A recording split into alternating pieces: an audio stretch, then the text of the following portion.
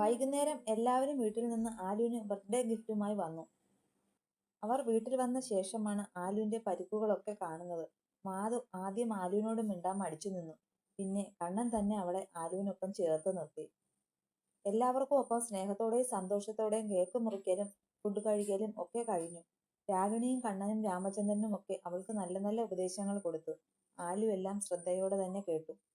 ഇടയ്ക്ക് ആലു മുറിയിലേക്ക് ഒന്ന് പോയി. പിന്നാലെ തന്നെ വസുവും കയറിപ്പോയി. അത് വിഷ്ണു ശ്രദ്ധിച്ചു. അവനും അവർക്ക് പിന്നാലെ പോയി. ആലു ബാത്റൂമിൽ നിന്ന് ഇറങ്ങി വരുമ്പോൾ വസു മുറിയിലുണ്ട്. ആലു സംശയത്തിൽ അവരെ നോക്കി. അമ്മ എന്താ ഇവിടെ? ആലു കുറച്ചു കടുപ്പിച്ചു തന്നെ ചോദിച്ചു. നീ എന്താ ഇങ്ങനെ ചോദിക്കുന്നേ? എനിക്ക് നിന്നോട് കുറച്ച് കാര്യങ്ങൾ പറയാനുണ്ട്. അതിനാണ് നിന്റെ പിന്നാലെ ഞാൻ ഇങ്ങോട്ട് വന്നത്, വസു പറഞ്ഞു. അമ്മയ്ക്ക് എന്താ പറയാനുള്ളത്? ആലു വലിയ താല്പര്യമില്ലാത്ത പോലെ ചോദിച്ചു. ഞാൻ രാവിലെ നിന്റെ ഫോണിൽ വിളിച്ചപ്പോൾ അവനാണ് ഫോൺ എടുത്തത്. ഞാനൊരു കാര്യം അറിയാതെ അവനോട് പറഞ്ഞു. അവൻ അതിനെക്കുറിച്ച് വല്ലതും ചോദിച്ചോ? വസു ചോദിച്ചു. എന്നോട് വിഷ്ണുവേട്ടൻ ഒന്നും പറഞ്ഞില്ല. എന്താ? ആലു സംശയത്തോടെ അമ്മയെ നോക്കി. അത് പോട്ടെ. ഇപ്പോ അവൻ എങ്ങനെ? സ്നേഹത്തിലൊക്കെയാണോ? അമ്മായി എങ്ങനെ? ഇപ്പോൾ ഞങ്ങളുടെ മുന്നിൽ വെച്ച് കാണിക്കുന്ന സ്നേഹം മാത്രം തന്നെയാണോ? ആലു അമ്മയെ ഒന്ന് നോക്കി. അമ്മ, ഇവിടെ ഇപ്പോൾ ഒരു പ്രശ്നവുമില്ല. ഞാനും അവരിൽ ഒരാളായി വളരെ സന്തോഷത്തോടെയാണ് കഴിഞ്ഞു പോകുന്നത്. ഇനി അമ്മയുടെ ഉപദേശം കൊണ്ട് അതൊന്നും നശിപ്പിക്കരുത്, ആലു തൊഴുതുകൊണ്ട് പറഞ്ഞു. വസു ഒരു നിമിഷം ഞെട്ടിപ്പോയി. ആലുവിൽ ഇങ്ങനെ ഒരു മാറ്റം അവർക്ക് ഉൾക്കൊള്ളാൻ പറ്റിയില്ല. ആലു, ഞാൻ നിന്റെ നല്ലതിനല്ലാതെ എന്തെങ്കിലും പറഞ്ഞിട്ടുണ്ടോ? വസു അവളുടെ കയ്യിൽ പിടിച്ചു ചോദിച്ചു. എന്റെ നല്ലതിനോ? അമ്മ വിഷ്ണുവേട്ടനുമായി കല്യാണം ഉറപ്പിച്ച ദിവസം എന്നോട് എന്താ പറഞ്ഞത് എന്ന് ഓർമ്മയുണ്ടോ? ആലു ദേഷ്യത്തിൽ ചോദിച്ചു. വസു ഒന്ന് പതറി. ഈ വീട്ടിൽ വന്ന് എല്ലാവരെയും എൻ്റെ അടിമയാക്കണം. ആ കൊച്ചിനെ വിഷ്ണുവേട്ടനിൽ നിന്ന് അകറ്റണം. വീടിന്റെ ഭരണം മുഴുവൻ സ്വന്തമാക്കണം. അമ്മ എൻ്റെ അച്ഛനെ സാരത്തുമ്പിൽ അടക്കിയതുപോലെ വിഷ്ണുവേട്ടനെ തളയ്ക്കണം. ആലു അവർ പറഞ്ഞതൊക്കെ എണ്ണി എണ്ണി പറഞ്ഞു. ആലു, ഞാൻ ഇതൊക്കെ നിന്റെ നല്ലതിന് വേണ്ടിയാണ് പറഞ്ഞത്. നീ ആലോചിച്ചു നോക്ക്. ഇതുപോലെ ചെയ്തത് കൊണ്ടാണ് നിന്റെ അച്ഛനും ആ വന്നുകയറികളൊക്കെ എൻ്റെ കയ്യിൽ ഇത്രയും നാൾ നിന്നത്. എൻ്റെ മോള് എല്ലാ അധികാരത്തോടെയും ഇവിടെ ജീവിക്കുന്നത് കാണാൻ വേണ്ടിയാണ് ഞാൻ പറഞ്ഞത്. അല്ലാതെ നിനക്ക് ദോഷം വരുന്ന ഒന്നും ഞാൻ ചെയ്യില്ല, വസു പറഞ്ഞു. അമ്മ ഒരക്ഷരം മിണ്ടരുത്. ഈ പറഞ്ഞതൊക്കെ കൊണ്ട് അമ്മ എന്താ നേടിയത്? നമ്മുടെ വീട്ടിൽ ആർക്കെങ്കിലും സന്തോഷം സമാധാനം ഉണ്ടായോ? അന്ന് നന്ദുവിനെ അച്ഛൻ ഏട്ടന്റെ ഭാര്യയാക്കി വീട്ടിൽ കൊണ്ടുവന്നപ്പോൾ ഏട്ടനെ പറഞ്ഞു മനസ്സിലാക്കി, എന്നെയും പറഞ്ഞു മനസ്സിലാക്കി ആ പാവത്തിനെ ചേർത്ത് പിടിച്ചുകൊണ്ടു പോയെങ്കിൽ ഇന്ന് നമ്മുടെ കുടുംബം എങ്ങനെ കഴിയേണ്ടതാണ്? അമ്മ അത് ആലോചിച്ചോ? ഒരു കുടുംബം കൊണ്ട് പോകുന്നത് ഒരു പെണ്ണാണ്. ആലു ഒന്ന് നിർത്തി. അന്ന് ഏട്ടൻ നേരെ നിന്നിരുന്നുവെങ്കിൽ ഇന്ന് നമ്മുടെ വീട് നഷ്ടമാകില്ലായിരുന്നു. ഏട്ടൻ ജയിലിലാകില്ലായിരുന്നു. ആ നന്ദു നാട് വിട്ടു പോകില്ലായിരുന്നു. എല്ലാത്തിനും കാരണം ആരാ? നിങ്ങൾ ഒരാളാണ്. മക്കൾ തെറ്റ് ചെയ്താൽ അത് തിരുത്താൻ അമ്മയ്ക്ക് കഴിയണം. അമ്മ ആ തെറ്റ് പ്രോത്സാഹിപ്പിച്ചാൽ മക്കളുടെ ജീവിതം എൻ്റെ ഏട്ടൻ്റെ അവസ്ഥയാകും. പിന്നെ മരുമകൾ ഒരിക്കലും നന്ദുവിനെ പോലെ ആകരുത്, പ്രതികരിക്കണം. അതൊരിക്കലും. ഇവിടെ ഒരു അമ്മയുണ്ട്, അവരെപ്പോലെ ഉള്ളവരോടല്ല, എൻ്റെ അമ്മയെപ്പോലെ ഉള്ളവരോട്, ആലു പറഞ്ഞു. വസുവിന് നല്ല ദേഷ്യം വരാൻ തുടങ്ങി. ഓ, എൻ്റെ മോള് അമ്മയെ ഉപദേശിക്കാറായി അല്ലേ? എല്ലാം ഇവിടെ ഉള്ളവരുടെ ക്ലാസ് ആകുമല്ലേ? വസു ചോദിച്ചു. ഇവിടെ ഉള്ളവർ എനിക്ക് ക്ലാസ് എടുത്തുവെങ്കിൽ എൻ്റെ അമ്മ ഈ പടി ചവിട്ടാൻ ഞാൻ സമ്മതിക്കില്ലായിരുന്നു, ആലു പറഞ്ഞു. നിനക്ക് ഇവിടെയുള്ളവർ എന്തോ കൈവശം തന്നു എന്നിൽ നിന്ന് നിന്നെ അകറ്റിയതാണ്, വസു പറഞ്ഞു. അവർ എനിക്ക് അമ്മയെപ്പോലെ തന്നെ അസൂയയും കുശുമ്പും കുത്തി നിറയ്ക്കാതെ സ്നേഹം തന്നു. പെൺകുട്ടികൾ എങ്ങനെ ഭർത്താവിനെ നോക്കണമെന്നും ഭർത്ത വീട്ടിൽ എങ്ങനെ കഴിയണമെന്നും ഈ താലിക്ക് എന്തുമാത്രം പ്രാധാന്യം ഒരു പെണ്ണിന്റെ ജീവിതത്തിൽ ഉണ്ടെന്നും പഠിപ്പിച്ചു. ഇതൊക്കെ പെറ്റമ്മ പറഞ്ഞു തരേണ്ടതാണ്. പക്ഷേ എൻ്റെ അമ്മയ്ക്ക് അതിന് കഴിഞ്ഞില്ല. പകരം ഇപ്പോൾ എനിക്കിവിടെ ഒരു അമ്മയെ കിട്ടി. അവരിൽ നിന്ന് ഞാൻ പലതും പഠിക്കുക. വേണേ എൻ്റെ അമ്മയും ഇവിടെയുള്ളവരെ കണ്ട് പഠിക്കുന്നത് നന്നായിരിക്കും, ആലു പറഞ്ഞു. ഓ, എൻ്റെ മോള് വല്ലാതെ മാറിപ്പോയി. ഇനി നിന്റെ ഒരു കാര്യത്തിൽ ഞാൻ ഇടപെടില്ല. അമ്മയുണ്ടെന്ന് പറഞ്ഞ് എന്നെ തിരക്കി നീ വരരുത്. നീ ഇവിടെ ഇവരുടെ ആട്ടും തുപ്പും കൊണ്ട് പട്ടിയെപ്പോലെ കിടക്ക്. വസു ദേഷ്യത്തിൽ അത്രയും പറഞ്ഞ് പുറത്തേക്ക് പോകാൻ തുടങ്ങിയതും വിഷ്ണു ഒരു ചിരിയോടെ കൈയടിച്ചുകൊണ്ട് അകത്തേക്ക് കയറി വന്നു. വേണിയും മനുവും കൂടെ എന്തോ സംസാരിച്ച് മുറിയിലിരിക്കുമ്പോഴാണ് പെട്ടെന്ന് വാതിൽ തുറന്ന് മായാവതി കയറി വന്നത്. അമ്മയ്ക്കൊന്ന് ഡോറിൽ തട്ടിയിട്ട് കയറി വന്നൂടെ? മനു കുറച്ച് ദേഷ്യത്തിൽ ചോദിച്ചു. അയ്യോ, എൻ്റെ മോൻ ഇവിടെ അച്ചിയുടെ സാരിയിൽ ചൂടുപിടിച്ചിരിക്കുന്നത് അമ്മ അറിഞ്ഞില്ല, മായാവതി പുച്ഛത്തിൽ പറഞ്ഞു. വേണി ഒന്നും മിണ്ടിയില്ല. ഡി, ദേ കുറച്ച് പുഴമീൻ കൊണ്ടുവച്ചിട്ടുണ്ട്. അത് മുറിച്ച് ഫ്രിഡ്ജിൽ വെച്ചിട്ട് നീ കിടന്നാ മതി, മായാവതി പറഞ്ഞു. വേണി എണീക്കാൻ പോയതും മനു അവളുടെ കയ്യിൽ പിടിച്ചു. അമ്മയ്ക്ക് ബോധമില്ലേ? ഈ രാത്രി തന്നെ പുഴമീൻ വെട്ടണം. അതെടുത്ത് ഫ്രിഡ്ജിലല്ലാതെ വെച്ചാലും അവിടെ ഇരിക്കും, മനു പറഞ്ഞു. അയ്യോ, കിടക്കാനങ്ങ് നേരം വൈകിപ്പോയല്ലോ. പോയി മീൻ വെട്ടി വെക്കടി, മായാവതി മനുവിന്റെ വാക്കുകൾ ചെവിക്കൊള്ളാതെ പറഞ്ഞു. ഇരിക്കടി അവിടെ. ഇവിടെ അവൾ വരും മുന്നേ മീൻ കൊണ്ടുവരുമ്പോൾ അമ്മ എന്താ ചെയ്യുന്നത്? അതുപോലെ ചെയ്താൽ മതി. അമ്മ പോകാൻ നോക്ക്, ഞങ്ങൾക്ക് കിടക്കണം, മനു മായാവതിയെ നോക്കി ദേഷ്യത്തിൽ പറഞ്ഞു. ഓ, എന്റെ മോൻ വന്നു കയറിയവളുടെ തലയണ മന്ത്രത്തിൽ അങ്ങ് വീണല്ലോ. നടക്കട്ടെ നടക്കട്ടെ, രാവിലെ കഴിക്കാൻ വരുമ്പോൾ ഞാൻ ഉരുട്ടി വയ്ക്കുന്നുണ്ട്, മായാവതി പറഞ്ഞു. അമ്മ അത്രയ്ക്ക് വലിയ കാര്യം പറയണ്ട. ഇവിടെ എന്റെയും ഇവളുടെയും ചെലവ് നോക്കാനുള്ള കാശ് ഞാൻ ഇവിടെ തരുന്നുണ്ട്. പിന്നെ അമ്മയ്ക്ക് ഇവളോടുള്ള ദേഷ്യം എന്താണെന്ന് എനിക്കറിയാം. അമ്മയായിട്ട് എന്നെ കൊണ്ട് കടുത്ത തീരുമാനങ്ങൾ എടുപ്പിക്കരുത്. ഇവൾ എന്നോട് ഇതുവരെ വാ തുറന്ന് ഒന്നും പറഞ്ഞിട്ടില്ല. പക്ഷേ കെട്ടിക്കൊണ്ട് വന്നപ്പോഴുള്ള ഇവളുടെ കോലവും ഇപ്പോഴുള്ള കോലവും എനിക്ക് കാണുമ്പോൾ മനസ്സിലാവും അമ്മ ഇവളെ നോക്കുന്നത് എങ്ങനെയാണെന്ന്, മനു പറഞ്ഞു. മായാവതി ദേഷ്യത്തിൽ വേണിയെ നോക്കി. അയ്യോ, അത്രയ്ക്കങ്ങ് പൊള്ളുന്നുണ്ടെങ്കിൽ വിളിച്ചോണ്ട് പോടാ അച്ചി വീട്ടിൽ. അങ്ങനെ ഞാൻ ഇവളെയും കൊണ്ട് ഇറങ്ങണമെങ്കിൽ ചേച്ചിയെ കെട്ടിക്കാനും ഈ വീടുണ്ടാക്കാനും ഞാൻ മുടക്കിയ കാശ് അമ്മ എനിക്ക് തരണം. ആ നിമിഷം ഞാൻ ഇവളെയും കൊണ്ട് ഇറങ്ങും. മനുവിന്റെ ഉറച്ച ശബ്ദം കേട്ട് മായാവതി ഒന്ന് ഞെട്ടി. പിന്നെ ഒന്നും മിണ്ടാതെ ഇറങ്ങിപ്പോയി.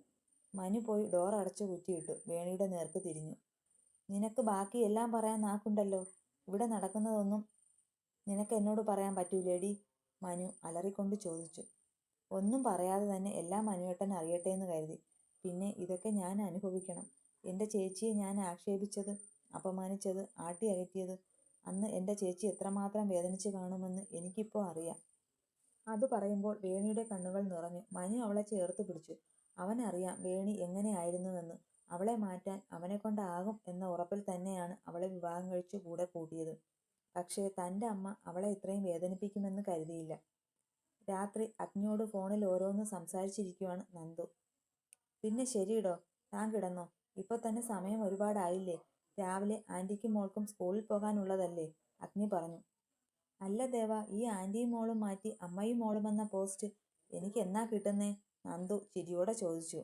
അത്ര പെട്ടെന്ന് ആ പോസ്റ്റ് വേണോ നന്ദ, അഗ്നി സംശയത്തോടെ ചോദിച്ചു. വേണ്ട, അത് പറയാൻ കൂടെയാണ് ഞാനിപ്പോൾ വിളിച്ചത്. എനിക്കൊരാഗ്രഹമുണ്ട് ദേവ. അത് കഴിഞ്ഞ് പതിയെ മതി നമ്മുടെ വിവാഹം, നന്ദു പറഞ്ഞു. അതെന്താടോ, ഞാനറിയാത്ത പുതിയൊരാഗ്രഹം? തൻ്റെ ഏത് ആഗ്രഹത്തിനും കൂടെ ഞാൻ ഉണ്ടാകുമെന്ന് തനിക്ക് അറിയില്ലേ, അഗ്നി ചോദിച്ചു. അതെനിക്കറിയാം, എങ്കിലും പറഞ്ഞേ ഉള്ളൂ, നന്ദു പറഞ്ഞു. അല്ല, എന്താ തൻ്റെ ആഗ്രഹം, അഗ്നി ചോദിച്ചു. കൈയടിച്ചുകൊണ്ട് അകത്തേക്ക് കയറി വന്ന വിഷ്ണുവിനെ കണ്ട് വസുവിന്റെ മുഖത്ത് ചെറിയ പതർച്ചയുണ്ടായിരുന്നു. ആലുവിന്റെ മുഖത്ത് പ്രത്യേകിച്ച് ഭാവങ്ങളൊന്നുമില്ലായിരുന്നു. അമ്മായിക്ക് കുറച്ച് കഞ്ഞി എടുക്കട്ടെ, നല്ല ക്ഷീണം തോന്നുന്നുണ്ട് മുഖത്ത്, വിഷ്ണു പുച്ഛത്തോടെ ചോദിച്ചു. നീ എന്താടാ എന്നെ പരിഹസിക്കുവാണോ? നീയും നിന്റെ വീട്ടുകാരും ഓരോന്ന് പറഞ്ഞു പറഞ്ഞാണ് എൻ്റെ മോള് ഇത്രയും മാറിപ്പോയത്, വിഷ്ണുവിനെ നോക്കി വസു ദേഷ്യത്തിൽ പറഞ്ഞു. അതിന് ഞാനും എൻ്റെ വീട്ടുകാരും ഒന്നും പറയേണ്ടി വന്നില്ല. അവൾക്ക് കുറച്ച് സ്നേഹം കൊടുത്തു. അവൾ മനസ്സിൽ കള്ളവും ചതിയുമില്ലാത്ത കുറച്ച് പച്ച മനുഷ്യരുടെ കൂടെ താമസിച്ചു. അതോടെ അവളുടെ ഉള്ളിലെ ദുഷിച്ച ചിന്തയും നിങ്ങൾ കുത്തിവെച്ച വിഷവും ഇറങ്ങിപ്പോയി. അതാണ് ഇപ്പോൾ എൻ്റെ അമ്മായിക്ക് കിട്ടിയത്, വിഷ്ണു പുച്ഛത്തിൽ പറഞ്ഞു. എന്നിട്ട് ആലുവിനെ ചേർത്ത് പിടിച്ചു. ഇപ്പൊ നിന്നെ എൻ്റെ ഭാര്യയാണെന്ന് പറയാൻ എനിക്കൊരു മടിയുമില്ലടി, ആലു അവനോട് ചേർന്ന് നിന്നു.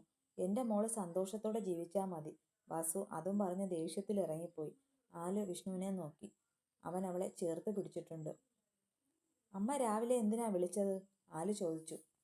അത് പറഞ്ഞില്ലേ അമ്മ, നിന്റെ ചേട്ടത്തിയുടെ കുഞ്ഞു പോയി, അത് പറയാനാണ് നിന്റെ അമ്മ സന്തോഷത്തോടെ വിളിച്ചത്, അല്ലാതെ നിന്റെ ബർത്ത്ഡേ വിഷ് ചെയ്യാൻ ആയിരുന്നില്ല, വിഷ്ണു പറഞ്ഞു. അവൾക്ക് അതിനെ വേണമെങ്കിൽ ഈ 6 മാസത്തോളം നീട്ടിക്കൊണ്ടു പോകണമായിരുന്നോ, ആലുവിന് ദേഷ്യം വന്നു പെട്ടെന്ന്. അതിന് അത് അവൾ തന്നെ ചെയ്തതാണോ, നിന്റെ അമ്മ വല്ലതും ചെയ്തതാണോന്ന് ആർക്കറിയാം. നിന്റെ അമ്മയുടെ സന്തോഷത്തോടെയുള്ള സംസാരം കേട്ടിട്ട് അവർ എന്തോ ചെയ്തതുപോലെയാണ് എനിക്ക് തോന്നിയത്. അങ്ങനെ എന്തെങ്കിലും ഉണ്ടെങ്കിൽ അതിൽ എൻ്റെ ഭാര്യയ്ക്ക് പങ്കുണ്ടോ, വിഷ്ണു ചോദിച്ചു. ആലു അവനെ നോക്കി. ഒരു കുഞ്ഞിനെ കൊല്ലാനല്ല, ആരെയും കൊല്ലാനുള്ള മനസ്സൊന്നും എനിക്കില്ല, ആലു അതും പറഞ്ഞു പുറത്തേക്ക് പോയി. വിഷ്ണു അവൾ പോയ വഴിയെ പുഞ്ചിരിയോടെ നോക്കി. ആലു കണ്ണന്റെ അടുത്തേക്ക് പോയി. കണ്ണേട്ടാ, ആലു അവന്റെ അടുത്തേക്ക് പോയി വിളിച്ചു. കണ്ണൻ മാധുവിനൊപ്പം നിൽക്കുമായിരുന്നു. രണ്ടുപേരും ചിരിയോടെ തിരിഞ്ഞു നോക്കി. നിന്നെ നോക്കി ഞങ്ങളെല്ലാം നിൽക്കുമായിരുന്നു. നിന്നെ വിളിക്കാൻ വന്ന നിന്റെ കെട്ടിയോൻ എവിടെ, കണ്ണൻ ചോദിച്ചു. വിഷ്ണുവേട്ടൻ മുകളിലുണ്ട്. നിങ്ങളൊക്കെ പോകാറായോ? ആലു ചോദിച്ചു. പിന്നെ പോകാതെ, മഴയൊക്കെ വരുന്നുണ്ട്. ഞങ്ങൾ ഇടയ്ക്ക് വരാം, കണ്ണൻ പറഞ്ഞു. ആലു മാധുവിനെ നോക്കി. ഏട്ടത്തിക്ക് എന്നോട് ഇപ്പോഴും പിണക്കമാണോ? ആലു മാധുവിൻ്റെ കയ്യിൽ പിടിച്ചു ചോദിച്ചു. മാധു അവളുടെ ഏട്ടത്തി എന്ന വിളിയിൽ ഞെട്ടി നിൽപ്പാണ്. ഇല്ല ആലു, എനിക്ക് നിന്നോട് പിണക്കമൊന്നുമില്ല, മാധു പറഞ്ഞു. അവൾക്ക് മാത്രമല്ല, ഇവിടെ ആർക്കും നിന്നോട് ഒരു ദേഷ്യവും പിണക്കവും ഇല്ല ആലു. നിന്റെ സ്വഭാവമായിരുന്നു പ്രശ്നം. അത് നീ മാറ്റിയെന്ന് അറിഞ്ഞു. അതോടെ എല്ലാവർക്കും നിന്നോടുള്ള മനോഭാവത്തിലും വ്യത്യാസം വന്നു, രാഗിണി പറഞ്ഞു. ആലു അവരെ നോക്കി ചിരിച്ചു. അപ്പോഴേക്കും വിഷ്ണു താഴേക്ക് വന്നു. വിഷ്ണുവേട്ടാ, മോളെവിടെ? ആലു അവനെ നോക്കി ചോദിച്ചു. അവൻ മറുപടി പറയും മുന്നേ മറുപടി എത്തിക്കഴിഞ്ഞിരുന്നു. ഞാൻ ഇവിടെ ഉണ്ട് അമ്മേ. പാറുമോള് രാമചന്ദ്രന്റെ കയ്യിൽ നിന്ന് താഴേക്ക് ഊർന്നിറങ്ങി വിളിച്ചു പറഞ്ഞു. ആലു മോളെ എടുത്തു. ആലു, നീ ഒരിക്കലും ആ പഴയ ആലു ആകരുത്. നിന്റെ അമ്മയുടെ സ്വഭാവം നമുക്ക് മാറ്റാൻ പറ്റില്ല. ആ സ്വഭാവം നിന്നിൽ അലിഞ്ഞു ചേരാൻ നീ ആയിട്ട് അവസരം ഉണ്ടാക്കരുത്, കണ്ണൻ അവളെ ചേർത്ത് പിടിച്ചു പറഞ്ഞു. ഇല്ല കണ്ണേട്ടാ, ഇനി ഞാൻ ഒരിക്കലും ആ പഴയ ആലു ആകില്ല, അവൾ പറഞ്ഞു. അപ്പോഴേക്കും രാമചന്ദ്രനും ശിവയും അവരുടെ അടുത്തേക്ക് വന്നു. സ്വര ഒരു സൈഡിൽ ഇരിപ്പുണ്ട്. വിഷ്ണുവും അമ്മയും അച്ഛനും ഒക്കെ സ്നേഹത്തോടെ സംസാരിക്കുന്നുണ്ട്. അവൾ അവരോട് തിരിച്ചും അങ്ങനെ സംസാരിക്കുന്നുണ്ട്. ഞങ്ങൾ ഇറങ്ങട്ടെ മോളെ? രാമചന്ദ്രൻ ചോദിച്ചു. ഇപ്പോൾ എനിക്ക് നിങ്ങളെ ആരെയും പിരിയാൻ തോന്നുന്നില്ല അച്ഛാ. ഇതുവരെ ഞാൻ അറിയാത്ത നിങ്ങളുടെയൊക്കെ മനസ്സറിഞ്ഞപ്പോൾ എനിക്ക് സങ്കടമാണോ സന്തോഷമാണോ എന്നറിയാത്ത അവസ്ഥയിലാണ്, ആലു രാമചന്ദ്രനെ മുറുകെ കെട്ടിപ്പിടിച്ചു പറഞ്ഞു. പാറുമോളെ അപ്പോഴേക്കും കണ്ണം വാങ്ങി.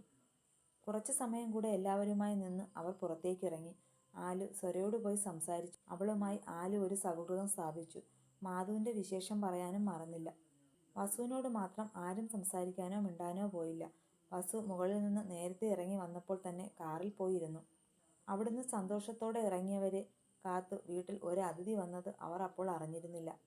എന്താ നന്ദ, നിന്റെ ആഗ്രഹം പറയൂ, അഗ്നി ചോദിച്ചു. എനിക്ക് ഞാനായി എൻ്റെ പേരിനൊപ്പം അഗ്നിദേവ് ആചാര്യ ചേരും മുന്നേ ഒരു 3 മാസം എന്നെ പരിഹസിച്ചവർക്കും കളിയാക്കിയവർക്കും മുന്നിൽ ജീവിക്കണം. എൻ്റെ തടിയെക്കുറിച്ച് പറഞ്ഞവർക്ക് മുന്നിൽ എനിക്ക് ചിരിയോടെ അതിനെ നേരിടണം, നന്ദു പറഞ്ഞു. നന്ദുവിൻ്റെ ആഗ്രഹം കേട്ട് അഗ്നിക്ക് ഒരു നിമിഷം അവളോട് വല്ലാത്ത റെസ്പെക്റ്റ് തോന്നി. നന്ദ, നിന്റെ ഈ തീരുമാനം എന്തുകൊണ്ടും നല്ലത് തന്നെയാണ്. എനിക്കതിൽ സന്തോഷമേ ഉള്ളൂ. പക്ഷേ നീ ഒറ്റയ്ക്ക് തിരിച്ച് ആ നാട്ടിൽ നീ എവിടെ നിൽക്കും? അഗ്നി ചോദിച്ചു. ഞാൻ ഒറ്റയ്ക്ക് തന്നെയാണ് പോകേണ്ടത് ദേവ. ദേവയ്ക്ക് അടുത്ത് ഞാൻ എത്തിയത് ഒറ്റയ്ക്കാണ്. തിരിച്ചും ഞാൻ ദേവയ്ക്കരികിലെത്താൻ ഇടയായ ആ സാഹചര്യങ്ങളിലും ഞാൻ ഒറ്റയ്ക്ക് തന്നെയാണ് എത്തേണ്ടത്, നന്ദു വല്ലാത്ത ഉറപ്പോടെ പറഞ്ഞു. ഞാനൊന്നും നിനക്ക് വേണ്ടി നാട്ടിൽ ചെയ്യണ്ട എന്നാണോ നീ പറയുന്നത്? അഗ്നി സംശയത്തോടെ ചോദിച്ചു. അങ്ങനെ ഒന്നും ചെയ്യാതെ ഇരിക്കരുത്. എനിക്ക് നാട്ടിൽ ഒരു ചെറിയ ജോലി ആയാലും വേണം. പിന്നെ ഒരു ചെറിയ വീട്. ഇത് രണ്ടും എനിക്ക് വേണ്ടി ദേവ ചെയ്തു തരണം, നന്ദു പറഞ്ഞു. ഓക്കെ, അത് ഞാൻ ചെയ്തു തരാം. പക്ഷേ എനിക്ക് തന്നെ കാണാൻ തോന്നിയാൽ മോളെ തനിക്ക് കാണാൻ തോന്നില്ലേ? അഗ്നി ചോദിച്ചു. ദേവയ്ക്ക് എന്നെ കാണാൻ തോന്നുമ്പോൾ ഞാൻ ദേവയ്ക്കരികിൽ ഉണ്ടാകും. മോളെ ഞാൻ എവിടെയാണെങ്കിലും കാണും, സംസാരിക്കും, നന്ദു പറഞ്ഞു. താൻ എന്താ ഇത്ര പെട്ടെന്ന് ഒരാഗ്രഹം പറയാൻ? ദേവയ്ക്കൊപ്പം നാളെ ഒരിടത്ത് വരുമ്പോൾ ദേവയുടെ ഭാര്യ എന്ന പേരിലാകും അറിയപ്പെടുന്നത്. പക്ഷേ അതുകൊണ്ട് പലരും എൻ്റെ കുറവുകളെക്കുറിച്ച് പറയില്ലേ? അഥവാ പറഞ്ഞാലും അതിന് ദേവ മറുപടി പറയും. പക്ഷേ എന്നെ തളർത്തിയവർക്ക് മുന്നിൽ ഞാൻ തളർന്നിട്ടില്ല എന്ന് അറിയിക്കാൻ എനിക്ക് എൻ്റെ പുതിയ മാറ്റങ്ങളോടെ കുറച്ചുനാൾ കഴിയണം, നന്ദു പറഞ്ഞു. ശരി, തൻ്റെ ആഗ്രഹം അതാണെങ്കിൽ അങ്ങനെ തന്നെ നടക്കട്ടെ. ബാക്കി നാളെ നമുക്ക് സംസാരിക്കാം, അഗ്നി പറഞ്ഞു. ദേവ, നാളെ വിളിക്കുമ്പോൾ എന്നോട് ദേവയുടെ ഞാൻ അറിയാത്ത കഴിഞ്ഞ കാര്യങ്ങൾ പറയുമോ? നന്ദു ചോദിച്ചു. ഇല്ല നന്ദ, ഞാൻ ഉടനെ തന്നെ അങ്ങോട്ട് വരുന്നുണ്ട്. അന്നെല്ലാം ഞാൻ പറയും. താൻ നാട്ടിലേക്ക് തിരിച്ചു പോകും മുന്നേ തന്നെ അത് പോരെ? അഗ്നി ചോദിച്ചു. മതി ദേവ, എൻ്റെ മനസ്സ് 1000 സംശയങ്ങളുണ്ട്. അതിനെല്ലാം ഉത്തരം ദേവയുടെ കഴിഞ്ഞ കാലത്തിലുണ്ട്. എനിക്കറിയാം, നന്ദു പറഞ്ഞു. ശരി നന്ദ.